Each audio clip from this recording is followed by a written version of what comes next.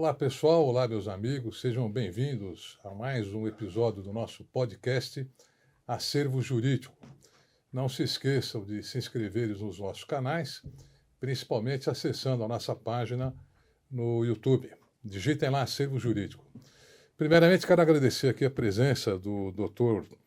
Sandro Rogério Israel, que é sócio da banca titular da advocacia de mesmo nome, que nos dá o apoio ao nosso podcast aqui, inclusive, em relação aos temas que são tratados, as questões que são elaboradas e também em relação aos nossos convidados. Doutor Sandro, muito obrigado aí pela presença mais uma vez. Eu que agradeço sempre, Lúcio, é sempre um prazer imenso estar contigo e sempre aprendendo com esses convidados que são, na verdade, grandes mestres do direito. Exatamente. E a gente só aprende aqui. Muito obrigado, Lúcio. Tá bom. Bom, pessoal, eu tenho aqui a grata satisfação, a honra de receber aqui um amigo querido, já há alguns anos que eu não o via, o Dr. Romualdo Sanches Calvo Filho. É um advogado criminalista, um expert na área do direito penal, tem uma vasta carreira como um júri, é um especialista em júri, a gente vai tratar dessa questão, mas ele também atua em outras áreas do direito penal. Então, doutor Romualdo, seja muito bem-vindo aqui ao nosso podcast. Também quero agradecer a presença da Stephanie, que é assistente do doutor Romualdo, e me permita chamá-lo de Romualdo. Claro. E você também me chama de Lúcio. A gente deixa o nosso papo aqui um pouco mais informal. Doutor Romualdo, eu vou fazer essa abertura com uma frase, a gente vai falar do júri um pouco, tá? Mas uma frase de um amigo meu, que é juiz, e ele me disse, certa vez, o seguinte, ele falou assim, Palma, só tem um crime que todo ser humano é capaz de praticar, que é o crime contra a vida, o homicídio. É único, porque você pode não ter uma índole para ser um estelionatário, para praticar um roubo, mas o homicídio é uma coisa que qualquer ser humano pode praticar. Ou sob violenta emoção, sob efeito do álcool, numa direção perigosa, como a gente tem visto, em várias situações, num caso de traição, feminicídio. Então, eu parto dessa abertura aqui, citando esse exemplo, né? E queria que o senhor falasse um pouco do júri, e quais são os crimes que integram essa composição para o processo penal em relação ao júri. Mas antes, gostaria que o senhor falasse um pouco da sua pessoa, como foi a paixão pelo direito, como é que o senhor começou essa vida no campo do direito, como é que funcionou tudo isso? Ok. Bom, primeiramente, bom dia a todos. Lúcio, obrigado pelo convite. Cumprimento também o doutor Sandro, presente aqui. Muito obrigado, doutor. Cumprimento também a minha assistente, a Stephanie Rebouças, e o Alê, né? Que está ali nos bastidores, dando um apoio logístico aqui para nós. Falar sobre o Tribunal do Júri é sempre dignificante, é sempre palpitante, apaixonante mesmo. Haja vista ser o único tribunal em que permite a participação popular do povo, do leigo, né? Da Dona Maria, do Seu João, do pipoqueiro, do faxineiro, do torneiro mecânico, do médico, do advogado, do arquiteto, da dona de casa, enfim, né? É uma instituição muito democrática. De maneira que falar sobre o Tribunal do Júri sempre traz um gás novo para nós, que atuamos já por longa data, como falaremos daqui a pouco, nessa nobre instituição. Eu sou formado pela Faculdade de Direito da Universidade Presbiteriana Mackenzie, sou da turma aí do ano de 1988. Né? Peguei a minha OAB em maio de 89, portanto já faz 35 anos de labuta no Tribunal do Júri. Mas não iniciei propriamente no júri, e muito menos na advocacia criminal. Quando eu me formei, como acredito que aconteça com a maioria dos recém-formados, eu fazia aquela denominada clínica geral. Né? Verdade. Então eu fazia civil, família, trabalhista. Inacreditavelmente, eu fiz 2 audiências trabalhistas, né? Então eu fazia um pouco de tudo. Só que chega um determinado tempo, Lúcio, que até por recomendação, né, de pessoas mais experientes, tudo indica que nós nos especializemos em algo pelo qual tenhamos uma predileção, digamos, maior. E eu me recordo que na época, lá pelo 3º, 4º ano já de atuação na advocacia em geral, eu era jurado, Lúcio. Sim. Eu era jurado perante o 1º Tribunal do Júri, que é da capital de São Paulo. Né? Eu já era jurado e tinha me inscrito como jurado já no 4º ano de Direito. Era quartanista de Direito e me interessei em inscrever como jurado. Então, servi como jurado no 4º, no 5º ano, depois me formei e continuei sendo jurado e, de repente, não sei, tive aquele insight, né? Aquele pendor para a área criminal, especificamente o júri. Foi quando, então, na ocasião, tinha um curso muito famoso aqui em São Paulo, que era ministrado pelo saudoso José Parada Neto. Sim.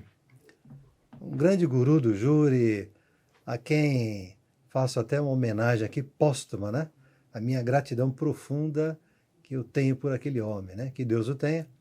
Foi ele que me levou literalmente pelas mãos, né, para o Tribunal do Júri, que me ensinou os primeiros passos do Tribunal do Júri, me ensinou as primeiras linhas do Tribunal do Júri, inclusive sendo bolsista com ele, né?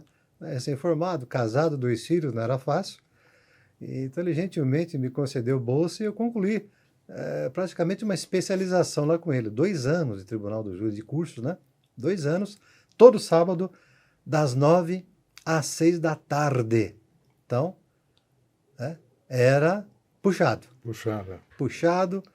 E eu tive a grata satisfação de não ter faltado uma aula nesses 2 anos.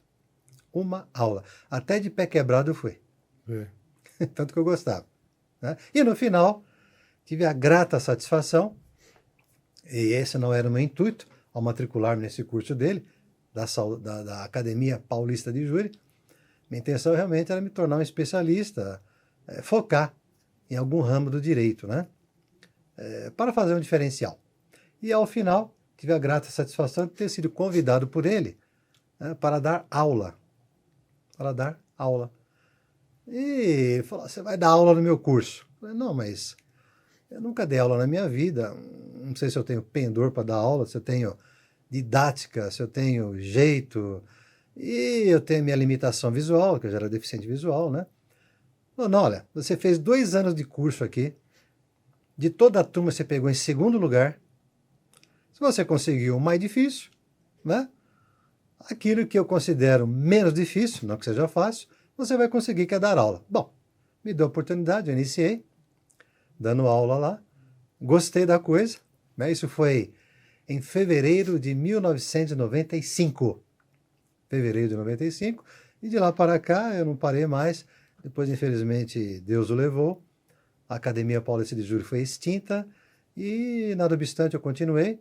Aí formei a Perecrim, Academia Paulista de Direito Criminal, cujo foco era e é o Tribunal do Júri. E depois também inscrevi-me, como estou até hoje, como defensor da ativa aqui perante o 2º Tribunal do Júri, da capital de São Paulo, né, onde a gente faz a defesa ali dos denominados hipossuficientes, né, os pobres que não têm condições de constituir advogado. Então eu atuo como defensor da ativa e, claro, também atuando como júris, né, constituídos. Também leciono Direito e Processo Penal.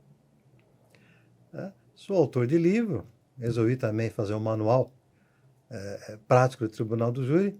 Já lhe peguei aí um exemplar. Esse aqui que está na minha mão. Aqui, ó. Exatamente. Manual Tá, prático. Já na 2ª edição, na hein? 2ª edição. Parabéns, hein? Com testemunhos aí de pessoas que me honraram muito, né? Mais por amizade do que, né, por pleno conhecimento meu, me deram a honra de testemunhar esse livro, como Luiz Flávio Borges Durso, Antônio Cláudio Mariz de Oliveira, Roberto Delmanto, Mauro Otávio Nassif e outras feras aí da área criminal. E de maneira que essa foi a minha trajetória, está sendo a minha trajetória, não é mesmo? E a gente continua na labuta, na trincheira da advocacia criminal, com foco no Tribunal do Júri, inclusive agora com um segmento novo, que é a mentoria no Tribunal do Júri, do qual lhe falava, Lúcio, É. no nosso cafezinho, no nosso intervalo aí, né? Enfim. Então, em rápidas linhas, essa... Se quiser falar um pouco dessa mentoria, achei muito interessante, porque o nosso público é um público heterogêneo. A gente tem estudante de direito, professores, médicos, empresários. Então, podia falar um pouquinho dessa mentoria. Sim, com o maior prazer. Quer dizer, seria preparar o profissional para o júri, né? Eu sempre brinco em aula, Lúcio, falando o seguinte, né? O Tribunal do Júri não é para amadores. Não é para amadores, ainda que amadores esforçados. Eu gosto do júri, tenho pendor pelo júri, mas não se preparou para atuar no plenário do júri, né? Dando um exemplo assim bem trivial, é a pessoa que adora água, adora nadar, mas não sabe nadar. Ela pula na piscina e pula no mar, o resultado todos nós já sabemos, né? Qual será? Um afogamento. Ah, mas eu gosto de água, eu gosto de nadar. Você gosta. Mas então faça um curso, né? Aprenda a nadar, né? Aí você vai mudar o útil ao agradável. Então, o Tribunal do Júri, ele exige muito do causídico, do criminalista. E eu me atrevo a dizer, Lúcio, que o Tribunal do Júri, ele é uma verdadeira especialidade até dentro do próprio direito criminal, né? Embora o direito criminal seja um ramo do direito, como tem o direito civil, né? Trabalhista, etc., eu me atrevo a dizer que o Tribunal do Júri ele tem todas as suas peculiaridades, as suas particularidades, que faz com que ele seja diferente até da advocacia criminal em geral. Tanto assim, que tem colegas que atuam na primeira fase do júri. Primeira fase do júri, rapidamente falando, é aquela que verifica se um determinado réu vai ou não ao plenário do júri, para a segunda fase do júri, para ser julgado ali perante os 7 jurados. Se vai ser pronunciado. Se vai ser pronunciado, exatamente. É a decisão que remete o réu para a segunda fase do júri, onde ele será submetido perante 7 julgadores leigos do povo, sorteados, né? Então, essa primeira fase, o advogado criminalista em geral, ele até atua nessa primeira fase. Ele até atua. Porém, se o réu ele é remetido para a segunda fase do júri, que é a pronúncia por meio da pronúncia, é no mínimo temerário ao colega, ainda que criminalista, mas que não tenha experiência no júri, ir até lá defendê-lo, né? De peito aberto, né? Com fé, né? Com entusiasmo, porém sem o devido preparo, o devido conhecimento da liturgia. É uma verdadeira liturgia do Tribunal do Júri na sua segunda fase. Pois bem, então pensando nisso, a gente deliberou aí, ano passado, criarmos um novo segmento aqui, tá? Dentro da nossa atuação, dentro do escritório, que é a mentoria no Tribunal do Júri. O que é isso? Tá? É uma preparação personalizada para o colega, a colega, que tenham diante de si um caso do Tribunal do Júri. Um caso que chegue lá no seu escritório, né? Ele é procurado ali por um cliente ou familiares, né? Cujo caso é um crime doloso contra a vida, um homicídio, por exemplo, e no grosso das vezes é um homicídio, para que ele atue. Só que ou ele é civilista, ou ele é trabalhista, ou ele é comercialista, ou embora criminalista, ele não tem experiência, preparo para atuar no plenário do júri, né? Então ele fica naquela situação, dispenso esse caso, que não sei atuar, não sei fazer, nunca fiz, ou fiz um na minha vida, 2, né? Porém ainda não tenho segurança, não tenho confiança necessária, então ele dispensa. Ou, e aí que vem agora a nossa proposta, Lúcio, com a mentoria no júri, é não dispensar mais o cliente. Como assim? Não. Você pega o cliente, tá bom? Você fecha com o cliente, porém, você pode consultar a nossa mentoria, que vai lhe dar um apoio logístico, um apoio necessário em nível de consultoria, isto é, nós vamos marcar uma reunião, um encontro, você vai passar o seu caso, você, colega advogado, advogada, você vai passar seu caso do júri para nós, vamos estudar, vamos nos reunir, tá? Você vai trazer anotado toda e qualquer dúvida que você tenha, toda e qualquer dúvida, tá? E nós, nessa reunião, que em média dura aí umas 3, 4 horas, eu tiro um dia específico para isso, uma manhã ou uma tarde, e nós vamos dirimir toda dúvida do colega para que você chegue ali, né, razoavelmente alimentado de informações, tá bom? De dicas importantes, tá? Sobre a sua atuação no plenário do júri, para que você tenha uma atuação, né, a contento, que não deixe, né, a sua atuação, especialmente a liberdade do seu cliente, à deriva, né? Periclitante.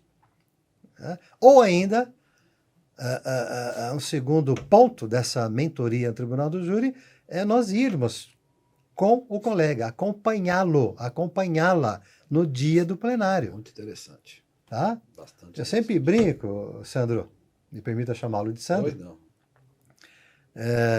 O último que eu fiz, essa mentoria, foi em Mariporã. Uma colega me procurou, né? Doutor Romualdo, tem um júri, assim assado, Mariporã, no dia tal, tá?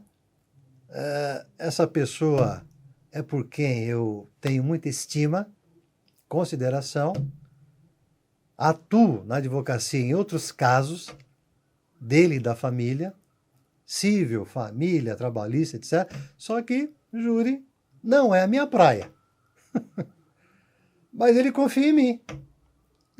E como nós somos advogados, né, Sandro, Lúcio, advogado é uma questão de confiança, né? Você Sim. confia e o cliente às vezes até força a barra um pouco. Não, mas eu quero que você atue. Mas eu não faço. Mas dá um jeito aí e atua. E ela falou, eu não tenho segurança, eu não tenho confiança, doutor Romualdo. Eu vi que só tem uma mentoria aí, a gente explicou depois, aí ligou até para fazer um curso, mas como estava muito em cima o júri, nós propusemos uma mentoria, então falamos, olha, pode ser de forma de consultoria, eu não vou com a doutora no júri, a senhora vem aqui, eu passo as suas dúvidas, ou, o que é mais indicado, especialmente porque é o seu primeiro júri, que nós a acompanhemos nesse dia. Mas como funciona? Funciona da seguinte forma, né? A senhora vem aqui um dia, se reúne comigo, eu passo todas as informações, tiro todas as suas dúvidas, e além disso, no dia, eu irei também acompanhá-la. Ficarei lá do seu ladinho, a estrela será a doutora, o doutor, a causa não é minha, né? Não foi o cliente que foi ao meu escritório me contratar. Sim. Então, eu sempre digo, a estrela será a doutora ou o doutor. E eu ficarei ali, me permita um xiste agora, Lúcio, eu ficarei ali do seu ladinho como um cachorro pitbull, de focinheira. Quando você falar, pega! Pega quem?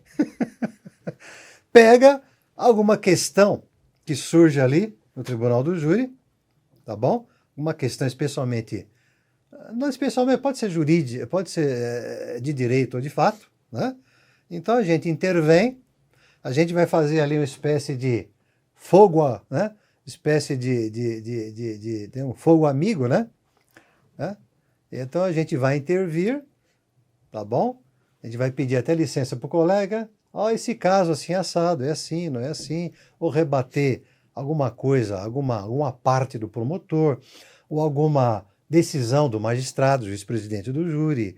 Enfim, a gente vai lançar ali um salva-vidas, né? Um bote para o colega ali não ficar em maus lençóis, tá? e dar prosseguimento à sua atuação, à sua defesa.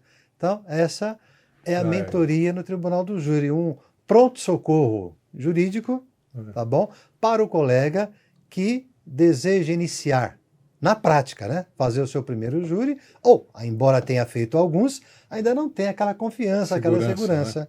Então, é a nossa proposta, mentoria no Tribunal do Júri, para que o colega não diga não ao cliente, afinal... Possa atendê-lo, né? Os tempos estão difíceis, né? A gente não pode dispensar cliente, porém, temos que ter responsabilidade. Especialmente, né, porque o direito criminal, nomeadamente o Tribunal do Júri, lida com a liberdade. E são penas, Sandro, normalmente em caso de condenação, elevadas. Elevadas. E você pode ver, o grosso dos homicídios, que é os casos que mais são levados a júri, normalmente são qualificados, e normalmente com 2 qualificadoras, que começa, portanto, com 14 aninhos lá. Hediondo, cumprir 2/3 de pena, e por aí vai. Então, é a proposta da nossa mentoria. Mas olha, Romualdo, parabéns aí pela iniciativa. Eu não conheço um escritório de advocacia que ofereça esse tipo de suporte, que é a mentoria para os colegas da área do direito. Mas quem é da área do direito sabe a experiência fantástica que você tem de atuação no júri.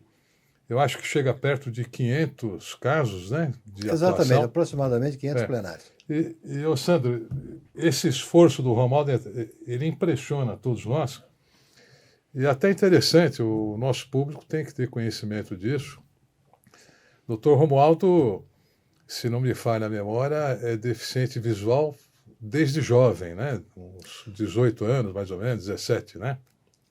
Na verdade, nessa época eu comecei a perder a visão, tá? E paulatinamente a perdi em 1987.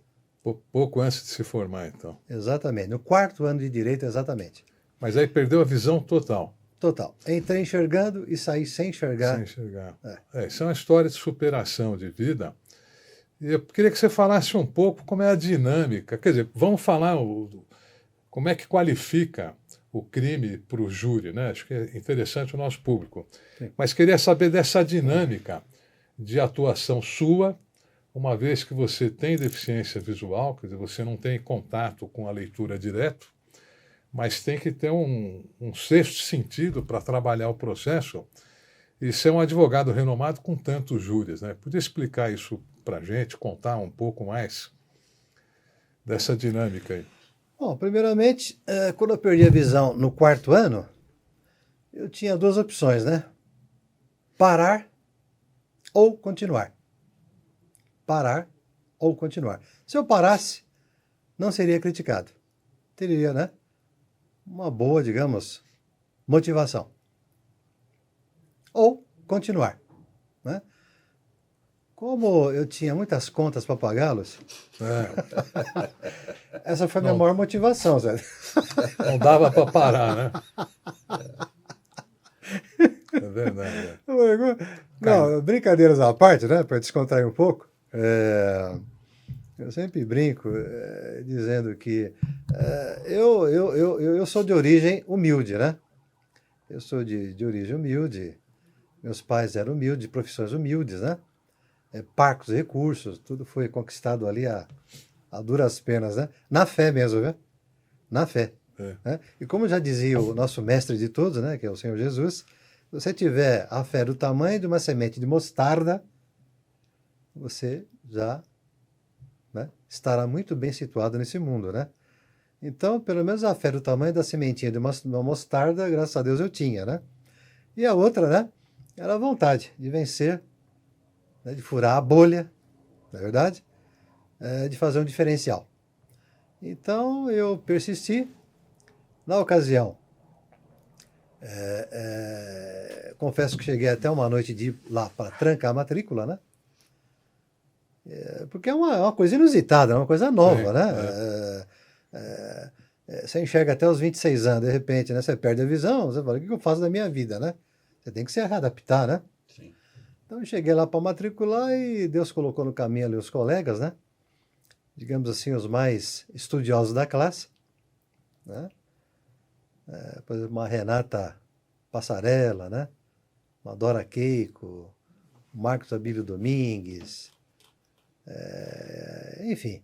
Falou, não, é o seguinte, ó, a gente grava para você os apontamentos, você conversa com os professores e tenta fazer as provas orais.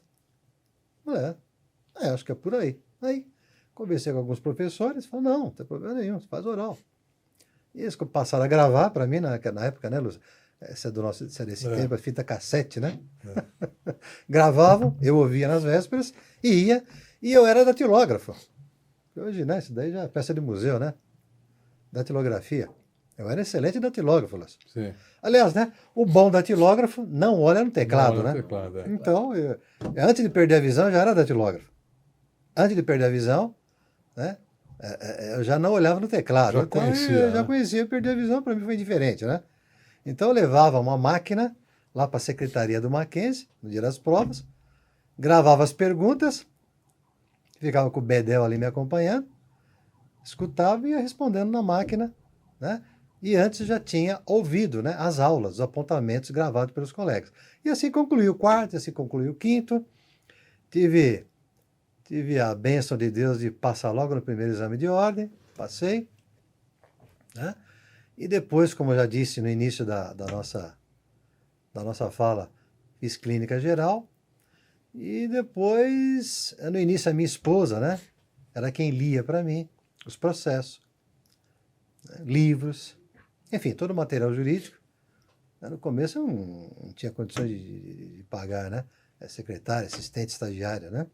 Entendeu? Ela vendendo o almoço para comprar janta, né? No começo é difícil. Mas depois, como o Lúcio, né, em um papo informal, antes de começar o nosso pod, a gente vai melhorando, né?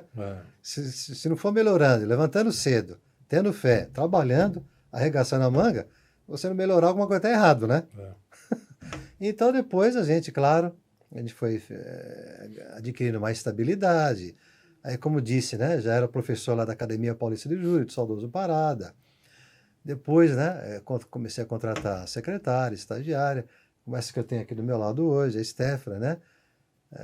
A Stephanie que é os meus olhos, né, meus braços lá no escritório, muito proativa, muito responsável, né? Você tem que ter uma pessoa também de confiança ao seu lado, não é mesmo? Então ela me dá esse apoio logístico. Então ela lê os processos para mim, ela lê as intimações, notificações, né, artigos jurídicos, pesquisa. Então a Stephanie aqui digamos assim, uma verdadeira coringa, né?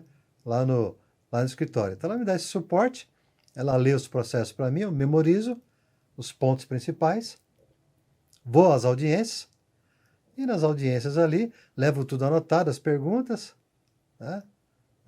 Ela me lê as perguntas, eu faço as perguntas, e assim acontece no plenário do júri.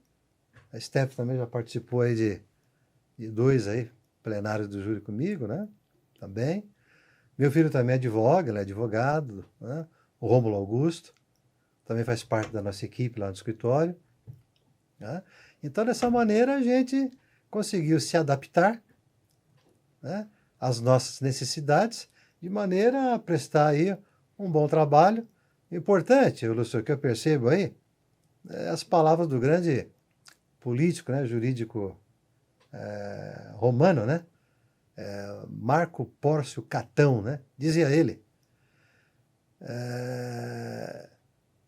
conheça os fatos e as palavras brotarão do seu coração. Conheça os fatos e as palavras brotarão do seu coração.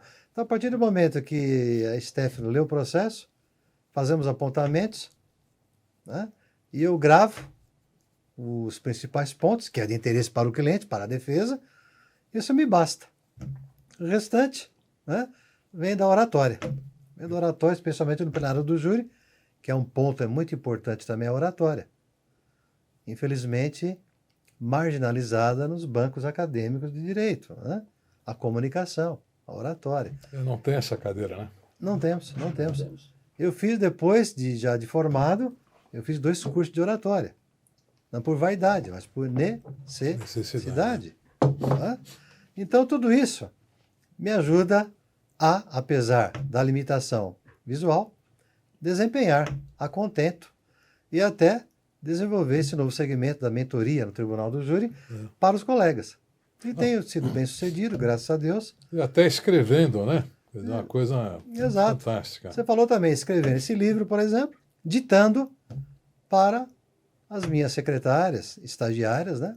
Eu dito, elas digitalizam, digitam, e depois corrigimos e assim a gente vai. O importante é a cabeça funcionar, Lúcio. Sim, sim. O sentido da visão, lógico que é muito importante, é claro que é importante, né? É tanto assim que Deus nos deu, né? Sim. Mas, na ausência, Deus supre de outras formas. Tanto o Lúcio quanto eu, nós somos professores de faculdade, damos aula de Direito. E percebemos que quando o aluno de Direito, os alunos de Direito de uma forma geral, vêm para a faculdade, e se perguntar na sala de aula qual a área do direito que vocês pretendem... Não é penal, né? Penal. É unânime, doutor. É unânime. Todos levantam. É o penal. Sim. E aí eu pergunto, né? Eu como processualista, civilista, eu pergunto, mas por que o penal? Alguém pode me dar uma explicação? Por conta dos júris. Por conta dos embates que existem entre o advogado, o representante do Ministério Público, o promotor, ou mesmo o embate com o juiz e toda a técnica necessária, né, para atuar no tribunal de júri. Eles entendem que a advocacia, de uma forma geral, é o júri. Né?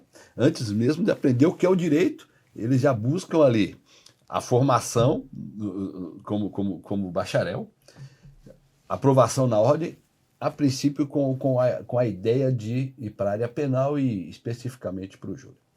Então aqui eu vou fazer uma pergunta, até porque meus alunos vão assistir aqui Opa! Vão não, estão assistindo. Estão assistindo o doutor Romualdo e perguntar, esses embates que muitas vezes até verificamos aí em algumas gravações que estão na internet, eles são acirrados dessa forma, ou vai depender muito do advogado que ali está para tentar conduzir, de repente, de uma forma menos contundente, vamos passar assim, tanto nos embates com o MP com o juiz. ou com o juiz, ou não. Na maioria das vezes é mais tranquilo e menos contundente se a pergunta... É que a gente acaba vendo, Romualdo, de vez em quando aí passa um episódio na televisão e tal, um bate-boca assim, mais pesado entre o advogado e o promotor, ou com o juiz, e dá a impressão que a atuação do advogado é sempre mais exacerbada nesse sentido, né? Certo. Sim. Mas não é, né? Quer dizer, Será que... não é regra, né? Será que a técnica não pode, se o advogado tiver Porque eu percebo também que quando os advogados são colocados contra a parede, nos júris, é no momento da discussão.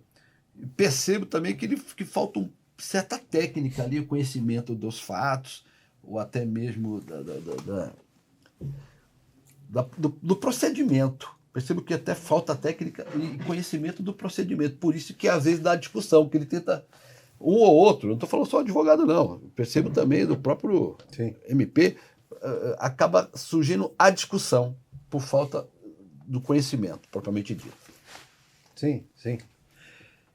É verdade, vamos lá. Voltar ao seu ponto inicial, Sandro, sobre a predileção, né, dos acadêmicos, direito penal. É que o direito penal realmente ele mexe com aquelas desinteligências humanas, né, que redundam em algumas situações em crimes, né? Especialmente quando é crime de sangue. E que normalmente, né, dá ao tribunal do júri. Vai para o tribunal do júri, que é o homicídio. É um dos crimes mais antigos, né? Está lá em Gênesis, Caim, por inveja, aliás, motivação, né? Vingança, matou seu próprio irmão Abel, né? Um pastor de ovelhas. E de lá para cá, o homicídio aumentou um pouquinho. Né? Então eu sempre brinco também que nos tempos acadêmicos você flerta, você tem um namorico com o penal e depois, regra geral, você se casa com o civil. Pois é. Entendeu? É porque o penal é vibrante, tem sangue, às vezes tem aquela trama, né? Aquele triângulo amoroso, né? Você pega um caso aí de Suzanne von Richthofen, né? Entendeu? Uma jovem rica, bem situada, estudante de direito, né? É. Que se envolve amorosamente com um namorado e que teria seduzido para... Enfim, isso aflora, né? Imaginação, né? A imaginação. É. Isso aflora a imaginação, né? Você pega esse caso dessa deputada lá do Rio de Janeiro, a Flor de Lis, né? É verdade. É. E você falou, por que matou? E se tem amante no meio, então, aí fica, nossa, o povo vai ao delírio, né? Porque, infelizmente, o ser humano em geral, e eu me incluo nisso, tem aquela parte atávica, né? Meia primitiva ainda, né? Tudo que é sangue atrai a atenção. Traição, sangue, triângulo amoroso, ou seja, as mazelas humanas, né? Você vê um atropelamento na estrada, na rua, você está passando ali, você dá uma paradinha para ver. Tipo assim, ufa, ainda bem que não foi comigo. Mas você para ali para ver. Eu não sei, é um atavismo. Talvez, imagino eu, tá certo, seja essa a razão, ou pelo menos uma das razões que o direito penal talvez atraia a atenção de muitos, né? Pois bem. E os casos, né? São dos mais diversos, né? E a mídia também, ela dá aquela pimentada, né? Sim, sim. Você pega o goleiro Bruno, e você pega a Suzane, você pega o casal Nardoni, você pega o Gil Rugai, você pega a Flor de Lis, né? E por aí vai, né? Então a mídia dá aquele empurrãozinho também, né? Então junta tudo. Junta o atavismo e junta a mídia direcionando para aquilo que ela quer. Mas enfim. Quanto aos debates, Sandro, é verdade. Especialmente no Tribunal do Júri, lá sim existe debate. Lá verdadeiramente existe debate. Embora a acusação tenha um tempo ali para falar, regra de até 1h30, quando se trata de um réu em julgamento, né? Ou até 2h30, mais de um réu, e o mesmo tanto de prazo tem depois a defesa. E tem também a réplica, 1 hora, regra geral, e o mesmo tanto para a defesa. E nesses debates, tem o denominado à parte. Ou seja, né, é você intervir na fala do seu adversário processual, né, do seu antagonista, para esclarecer pontos, objetar. Infelizmente, isso às vezes sai das rédeas, sai do controle. Porque Tribunal do Júri Plenário, especialmente quando as teses são antagônicas, e de regra são antagônicas, né? São conflitantes, exagera às vezes na acusação, que é o homicídio ali triplamente qualificado, né? E ponto final. A defesa, às vezes, quer tudo, que é a defesa, que é a absolvição. Né? Então, naquele embate, às vezes, as regras saem um pouco de controle. Por isso que o juiz-presidente, às vezes, tem que intervir. Né? Tem que intervir e botar ordem na casa. Sim. Só que, às vezes, não dá muito tempo, né? Porque o Tribunal do Júri é ao vivo e a cores. Ao vivo e a cores. Então, às vezes ocorre um assodamento, né? Um exagero, uma exacerbação. Até, infelizmente, Sandro, Lúcio, nossa audiência aí, descambando para o vulgar, para a vulgaridade, ataques pessoais. E até, pasmem, vias de fato, como já aconteceu aí na Barra Funda. Ah, é? Promotor dando um gancho de direita no defensor, defensor, né, dando um golpe no promotor. Não, já aconteceu, isso é fato. Né? Tem até, quem quiser procurar aí no YouTube, vai encontrar lá. Realmente. Né? Então, é quando o argumento... Mas aí, nesse caso, suspendeu o júri? Ah, sim. Suspendeu o júri, os brigões foram retirados, né? Puxados pelas orelhas. Voltaram depois novamente? Nesse mesmo dia, não, foi dissolvido. Normalmente o juiz dissolve o conselho. Ah, dissolve o conselho. É. Dissolve o conselho, aí representação dos órgãos de classe, né? Ministério Público, OAB, aquela confusão, queixa-crime, etc, etc, etc, etc. Quer dizer, declara o réu indefeso, é isso? Não.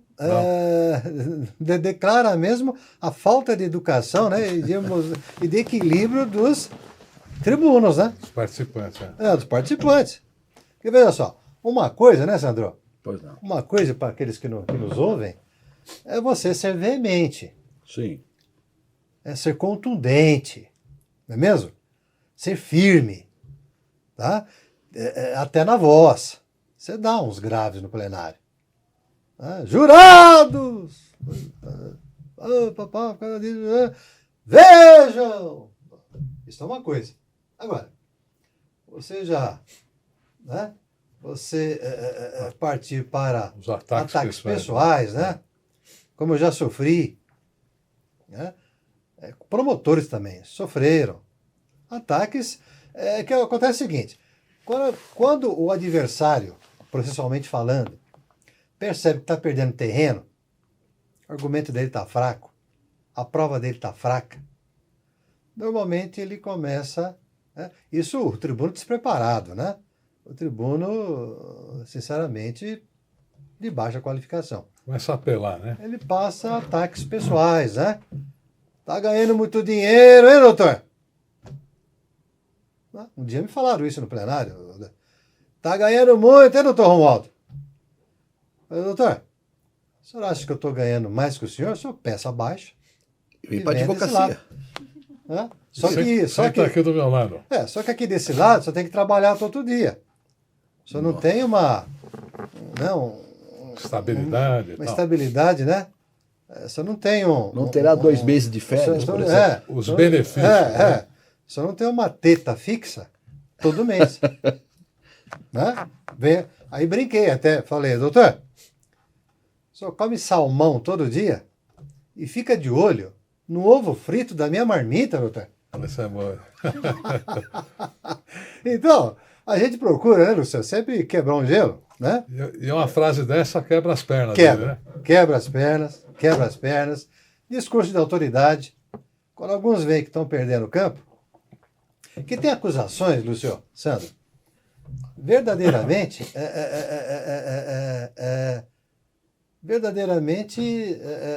estéreis. Fracas. Estéreis, fracas. Percebe ali que não tem prova rigorosamente nenhuma. Só de ouvir dizer. Não tem. Ah, mas o passado dele, ele já pagou. Ele já pagou. É o denominado que a gente fala, é o direito penal do autor, que alguns promotores, não estou generalizando absolutamente, né, adota. Mas é o seguinte, não tem prova que ele praticou homicídio. Mas ele já tem roubo, ele já tem estelionato, ele já tem isso, já tem aquilo. Então, né, o passado dele o condena. Não, o direito penal não pode trabalhar com o passado dele, né? O direito penal tem que trabalhar, tá bom? Com aquilo que você praticou e que ficou demonstrado nos autos. Né? Uma condenação por presunção. Por presunção. Por presunção. Né? Agora, Então, na dúvida, o juiz sempre pronuncia, né? Invariavelmente, né? Tem boa pergunta, Lúcio. Tem o famigerado, né? Malfadado.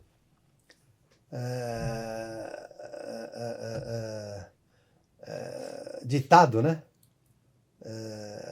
Latino, que é o indubio pro societate, ou seja, a dúvida milita a favor da sociedade. Na dúvida se foi o Lúcio ou não, na dúvida se foi o Sandro ou não que praticou esse crime, vou mandar lá para os jurados. Né? Eles que definem. Eu brinco dizendo o seguinte, eu chamo esses juízes, Lúcio, de juízes Pilatos. Vou lavar as mãos, né? vou lavar as mãos e ele que se vire com o povo. E nós sabemos o que dá, né? Em muitos casos. Né? Não tem que lavar a mão, lavar as mãos. Tem que enfrentar a questão ali, Né? né? E ver se é caso, né? Se não tem probabilidade de a acusação ser admitida lá no plenário, eu já resolvo aqui, na primeira fase. Agora, eu impronuncio ou absolvo sumariamente. Né?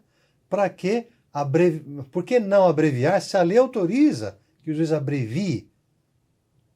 Né? Abrevie aquela tortura, aquele sofrimento que é o processo penal, uma tortura.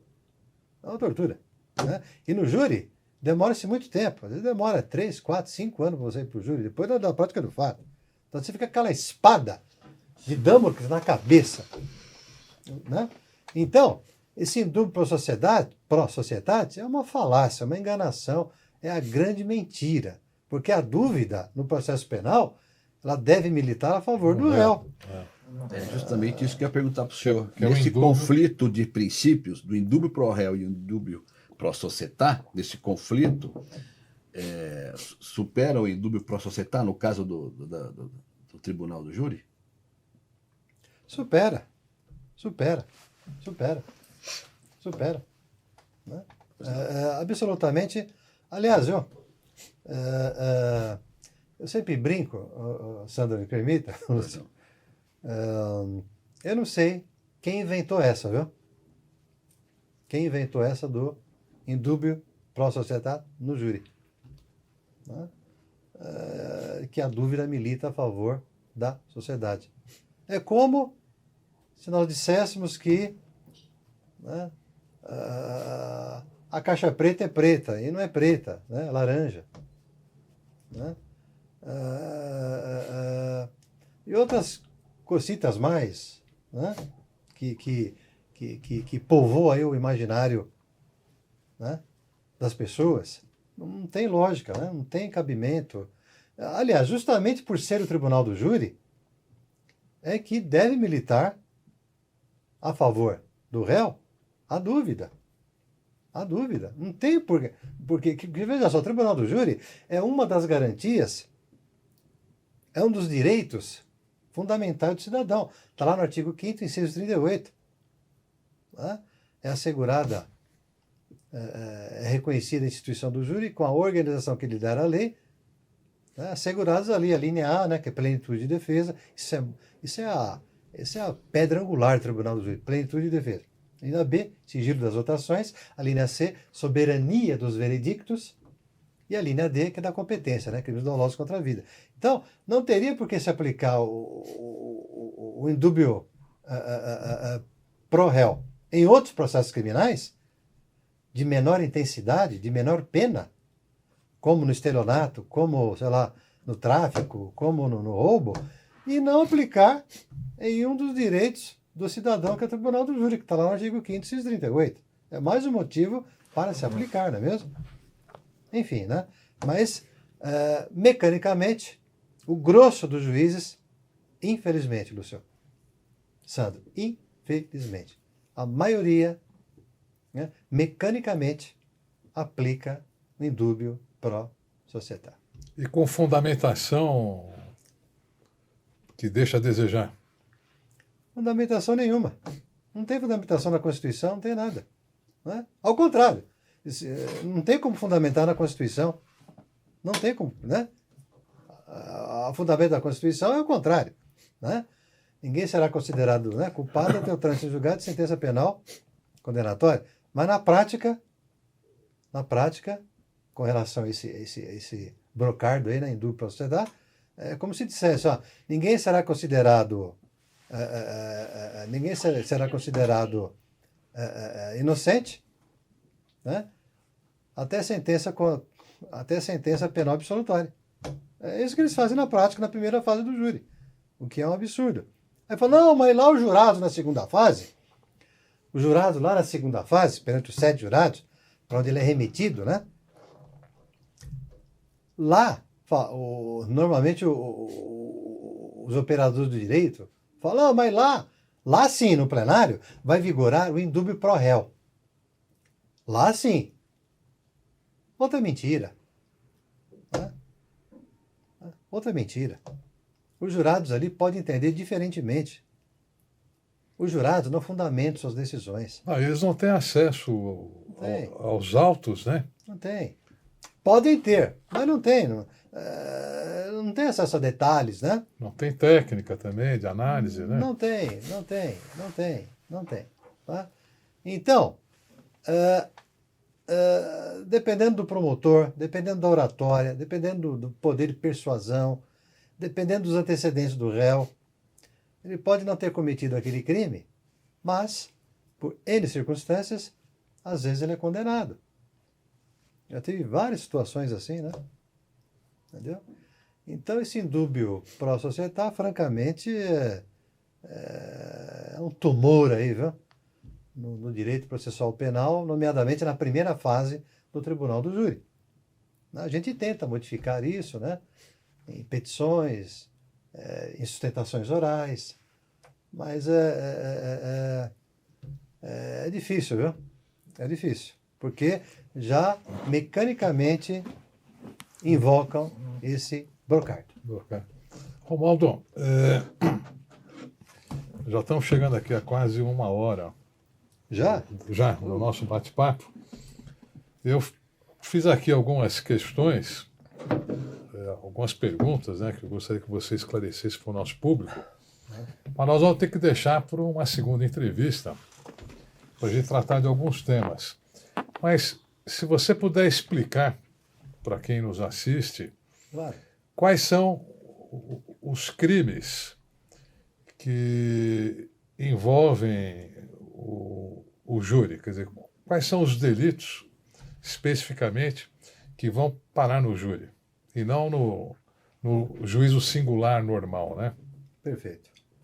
Pois bem, os crimes da competência, a gente diz originária do tribunal do júri, porque originária, né?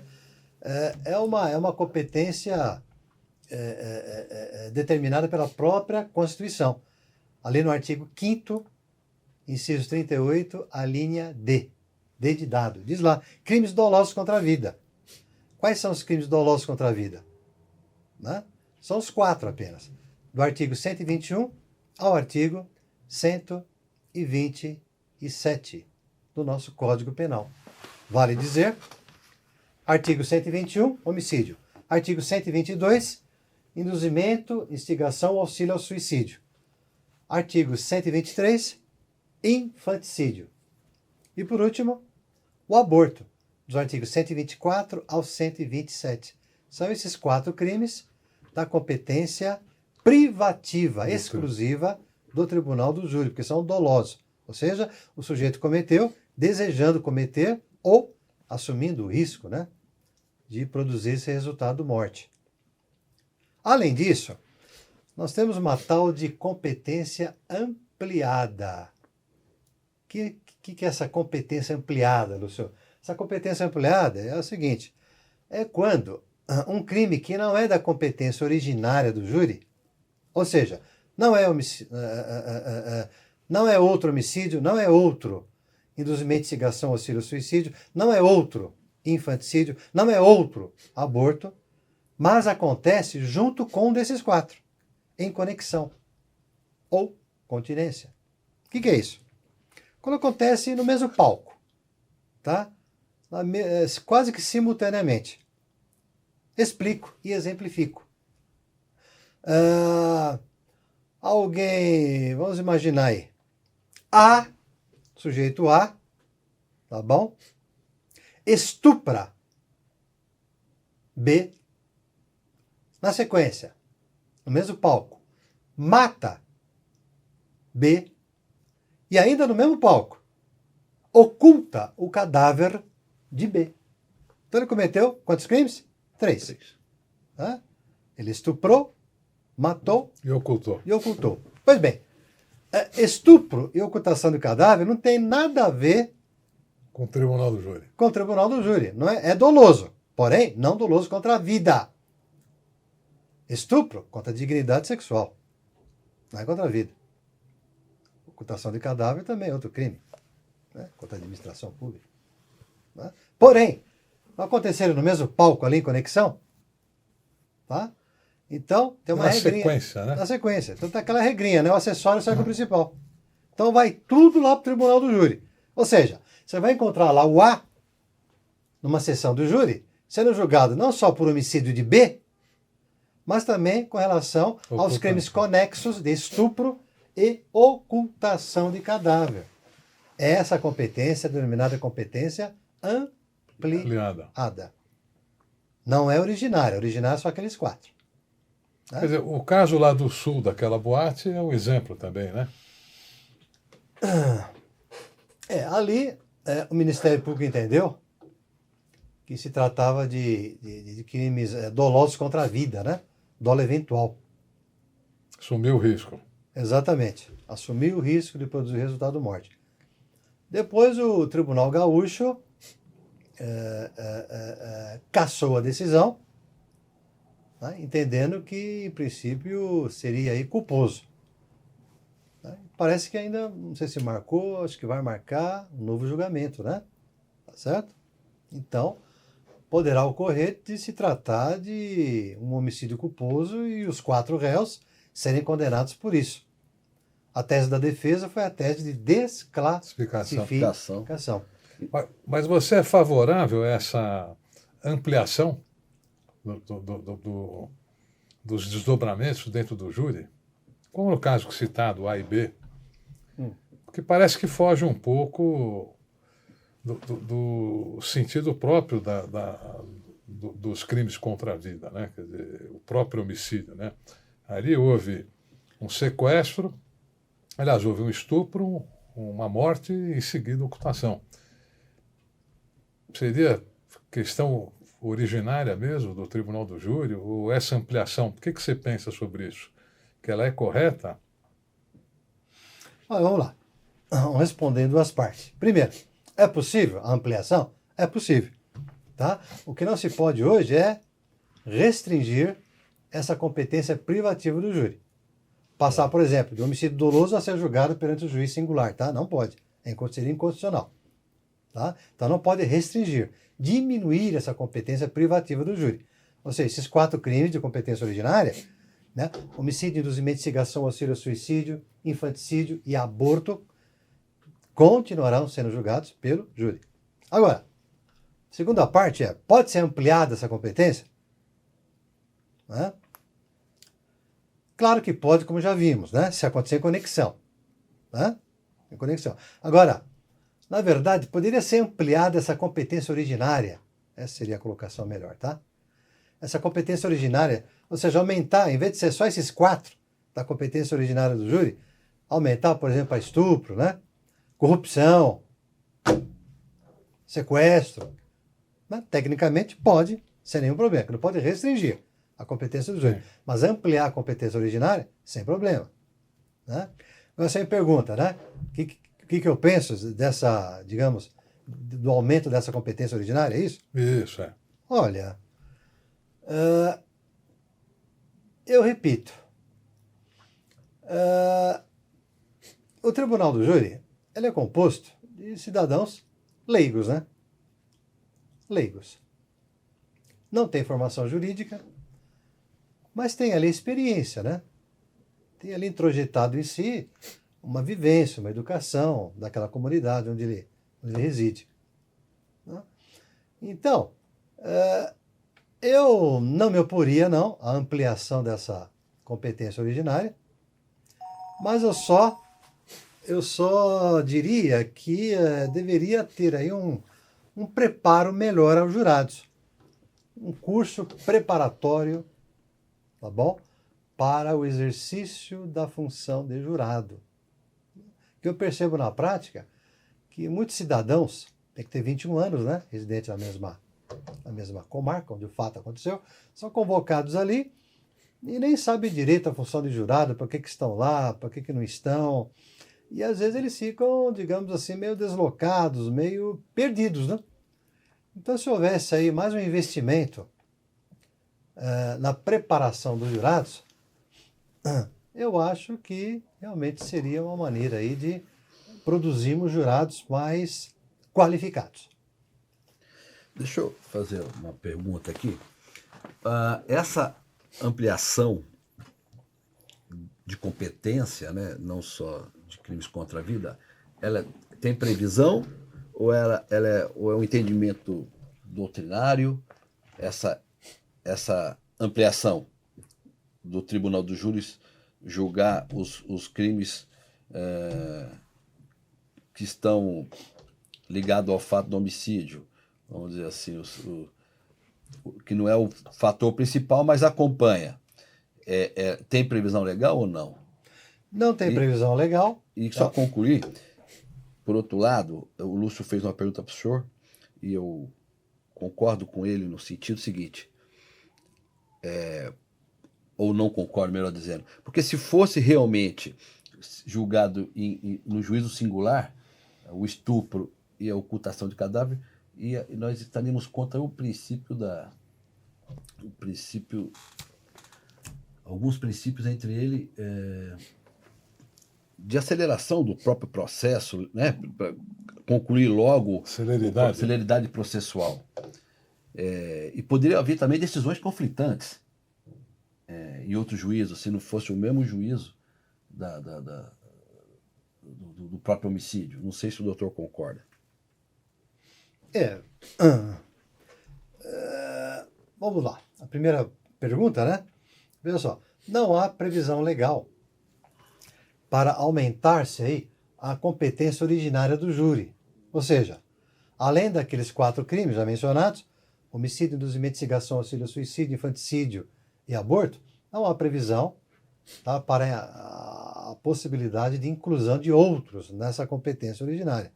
É uma interpretação doutrinária, tá, bem respeitada, né, interpretando-se ali o caput, né, a cabeça do artigo 5º, inciso 38, que diz lá, né, é reconhecida a instituição do júri com a organização que lhe der a lei.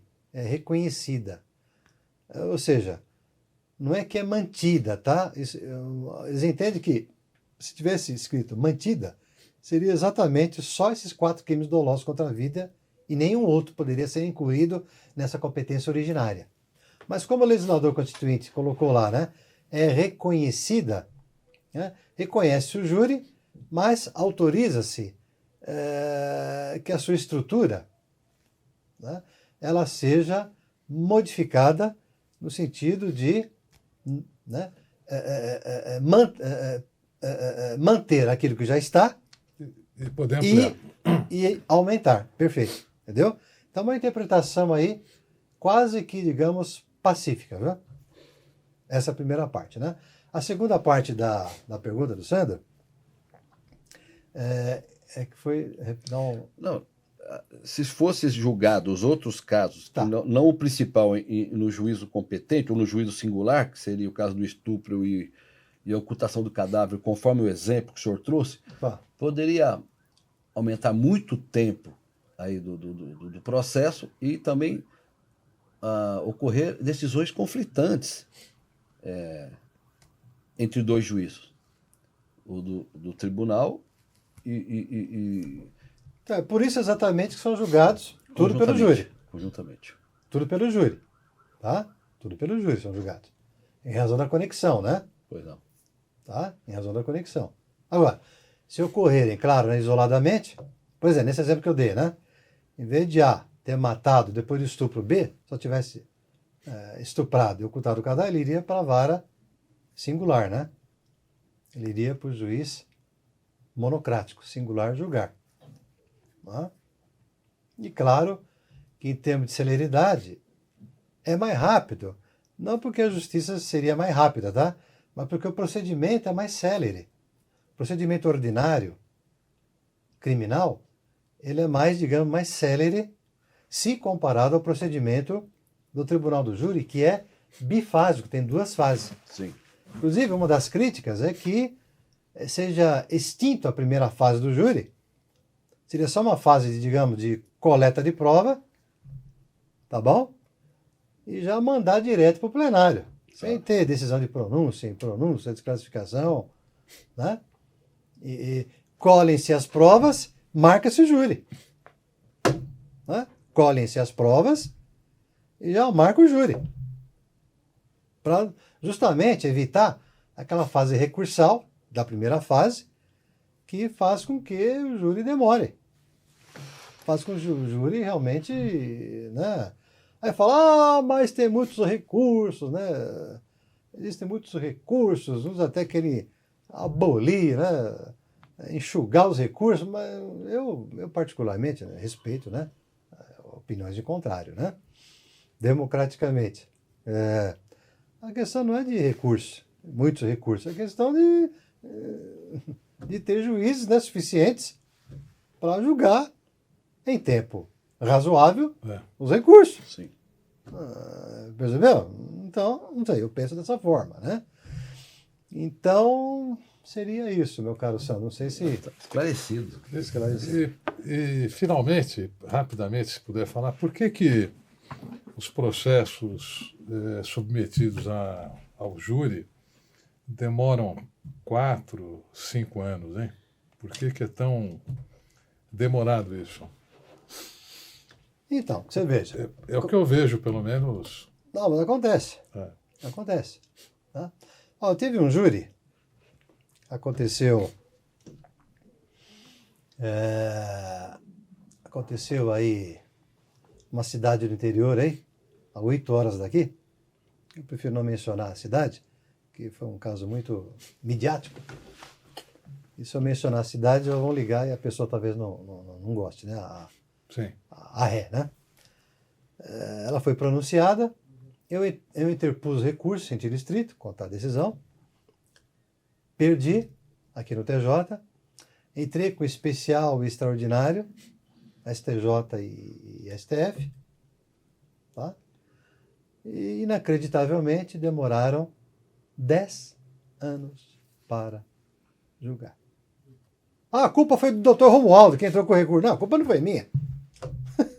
Mas enquanto não decide, não pode ter o júri. Não. Né? De regra, não. Tem entendimento que o especial e extraordinário não tem efeito suspensivo, já poderia estar marcando, mas tem decisões em contrário, né? Nesse caso que eu mencionei, entenderam que enquanto não tivesse transitado em julgado, não poderia marcar o plenário. Só que os operadores do direito lá de cima cochilaram, não julgaram, deixaram na gaveta, faltou funcionário, assim, não sei, né? Então, eu não tenho culpa. Não fui eu que criei o recurso especial nem extraordinário. Né? Se demoraram, o que eu posso fazer? É que nem a prescrição. Tem que acabar com a... É só julgar rápido, ué. Julgar rápido e não acontece a prescrição. Já aconteceu, paciência. Percebeu? Então, junta tudo isso, Lúcio, e junta também, que repito, no procedimento do júri, ele é especial, recurso criminal especial. Ele tem 2 fases. A primeira verifica se vai ou não a júri.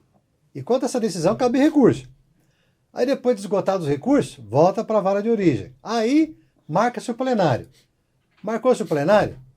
Tá, teve lá a decisão, absolvendo, condenando, não importa? Teve. Aí cabe mais recurso.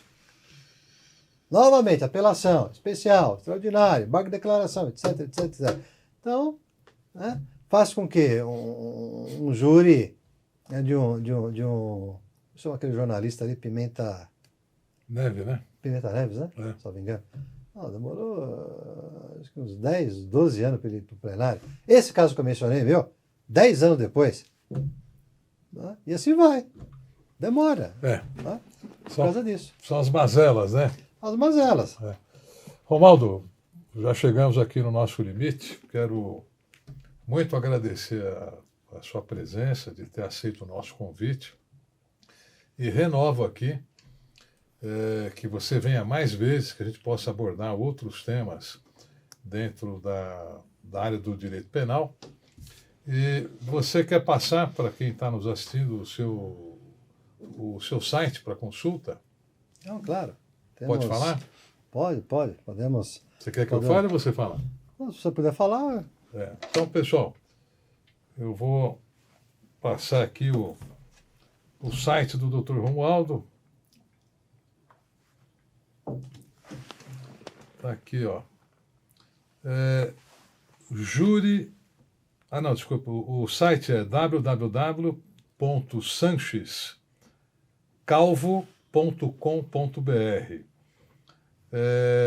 Mas vocês podem também acessar o Google, que vocês vão encontrar muitas informações sobre a pessoa do Dr. Romualdo, especialista em direito penal, direito criminal. Muito bem, Dr. Romualdo, obrigado pela presença. Stephanie também, obrigado por ter vindo. Dr. Sandro também, muito obrigado. Obrigado. Queria apenas agradecer aqui a presença do Dr. Romualdo. E é o segundo podcast que eu escuto história de superação. Tivemos aqui há pouco tempo também o nosso amigo Ricardo Saeg, com uma história muito semelhante no sentido de superação, né? E louvo aqui, doutor, a sua história, a superação como pessoa, como profissional, né? E chegar hoje como chegou o senhor, de ser um dos mais renomados advogados do Tribunal do Júri, da área do Tribunal do Júri do Estado de São Paulo, se não do Brasil. Segundo as próprias palavras do Lúcio, quando me deu a notícia de que o senhor estaria aqui presente, e dizer que fico lisonjeado em estar na presença do senhor e poder entrevistá-lo aqui no nosso podcast. Muito obrigado. Se eu posso... Pode fazer suas considerações. Finais. Estou muito... As alegações finais, né? Estou muito lisonjeado, agradecido pela lembrança do meu nome. Agradecer também ao amigo Antônio D'Angelo, né, que fez essa ponte. Depois também a sua concordância, meu caro Lúcio, pela presença.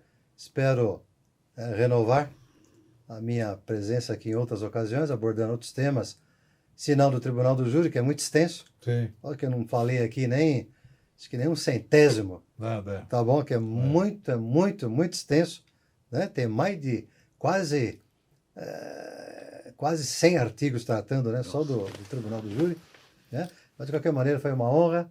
Procurei abordar os temas, digamos, né? Mais palpitantes que o tempo nos podia proporcionar.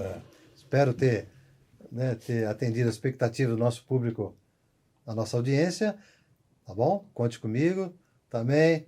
Meu querido Dr. Sandro também, agradeço a participação, perguntas inteligentes aí, pertinentes, espero também ter esclarecido, né? Todas. Tá bom? E claro, agradecer aí o Alê, né, que está nos bastidores aí, dando um apoio logístico para nós. E claro, né, a nossa escudeira, nossa fiel escudeira aqui, Stephanie Ariane Rebouças, né? E falou pelo apoio vai se formar em direito agora, né? Vai se formar em direito também, né?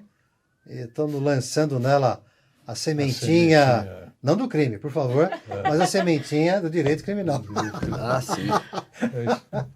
Agradeço, viu? Deus abençoe. Imagina, muito obrigado. Bom, pessoal, meus amigos, obrigado aí pela audiência, por nos assistirem. Então, até o próximo episódio. Obrigado.